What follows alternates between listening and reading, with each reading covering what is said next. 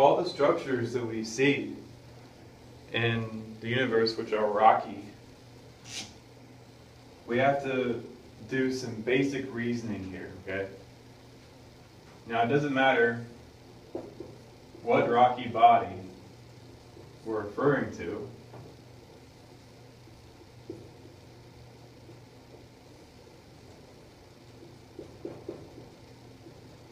All right?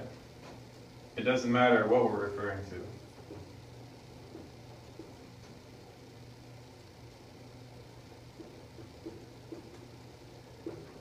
If the body is rocky, then chances are there were three basic geological concepts involved to make those rocks. There's pressure, there's heat, and there's time. Lots of time, lots of heat, lots of pressure. If you see a rocky object in outer space,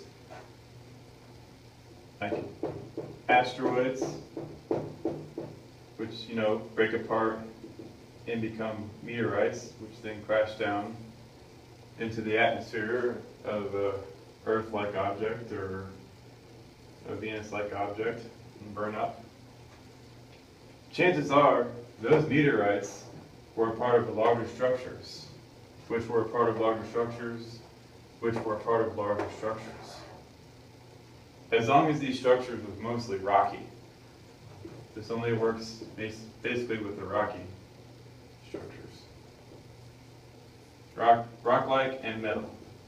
Definitely metal.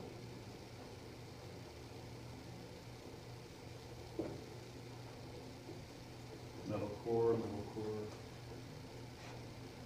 To form rocky structures, the vacuum of outer space does not possess the basic geological properties that are required to make those rocky structures. For instance, let's start with pressure, okay? In outer space, it's vacuum. A lot of astronomers, they ignore that. I don't know why. Maybe they should go down to the geology department and realize that in order to make rocks, minerals, and crystalline structure, you first need to start with very, very high pressures. This is very, very important. Without pressure, you cannot form rocks and minerals or crystalline structure. Put a star next to that if you're taking notes. I don't think you should take notes because you can just replay this over again. But establishment astronomy and astrophysics, they form rocks and minerals in the vacuum. That, by far, is the absolute worst reasoning I've ever heard. As well, heat. You need a lot of heat. Actually, heat begets pressure. Because if you understand, if something is at really high pressure, chances are there's also a lot of heat involved. Okay? Meaning, the establishment messes up yet again. Because outer space is very cold. Well, the vacuum isn't necessarily cold. It requires molecules to move around for it to be not moving around. But I guarantee you, if an astronaut is floating around, there are probably going to be ice crystals inside of his lungs. So yes, it's cold in outer space. And I'm sure there are methods to form crystalline structure at cold temperatures. But to form iron-nickel alloys, not too sure about that. It takes a lot of heat, and that's the second way they mess up, is it's cold up there. So, to recap, they have no pressure because it's vacuum, and they have no heat because there just aren't any molecules to be bouncing around each other. There's no temperature at all. And the third thing that astronomers and astrophysicists really screw up is time, okay? They think this agglomeration of small bits of material can just clump together. Do you realize how much time it would take for a planet to be formed in that manner, from little centimeter size, this is real size here, like what you see is what you get. To take these little bits of things and clump them together to form something as big as the Earth, come on, man. That's absurd. What they really want you to do is believe that the Earth formed really, really, really, really fast. And we have evidence of this failure to reason properly because they also have that same reasoning behind making the Earth's core. They call that the iron catastrophe.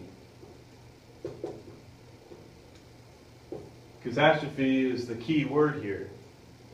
That's opposed to uniformitarianism. Meaning catastrophe is really, really fast. Uniformitarianism is really, really, really slow change over a very long period of time. And this is what most geological processes are occurring right now. It takes lots of time for geological formations to come to fruition. Now, that iron catastrophe, as I went over in the previous talk, is also absurd. So, not only do we have astronomers and astrophysics ignoring the fact that you need pressure, but they're also ignoring the fact that you're going to have a lot of heat, and they're also ignoring the fact that you're going to need a lot of time. So, mainstream astronomy basically has all this backwards, okay? They think that the small bits of matter clump to make these kind of objects, which then clump together to make these kind of objects, which then clump together to make these type of objects. The truth is that it's absolutely backwards. These objects slam into these objects, making these objects. These objects slam into other of those to make these. And these two objects slam in together to make these objects. Now, depending on how thick the atmosphere was when it slammed together will determine if this has an atmosphere, or depending on how violent the eruption or collision happened will determine if all this gets ripped away and it exposes the core, giving off lots of volcanic activity, sulfur type volcanic eruptions, and where it keeps a lot of the atmosphere because the sulfur gets recycled into it. Or, you know, basically you can be investigative with that. But the fact is that they have it backwards. Let me go ahead and sum that up with a little thing here so people can remember.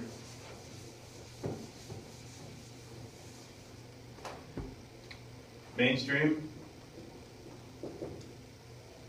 or establishment, what they do is go from small to big by clumping objects together. This is backwards. It's actually this direction. I'll go ahead and still meta it out. Okay?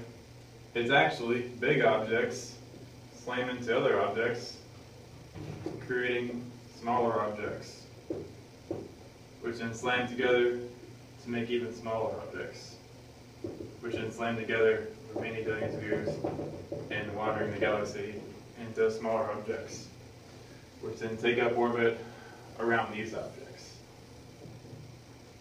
That's how it works. Not this way. This is the accretion model of establishment. This is, I guess you could say, the destruction model.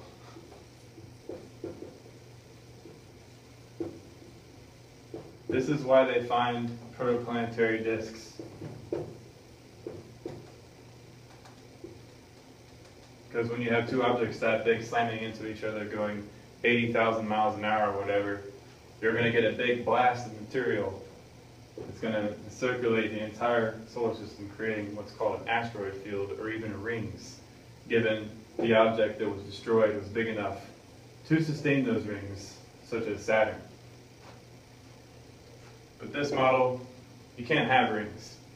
Those rings should have clumped together to make one solid object, which is another reason why they're probably confused as to why the majority of evolving stars in our system have rings. Jupiter has rings, Saturn has rings, Neptune has rings, Uranus has rings.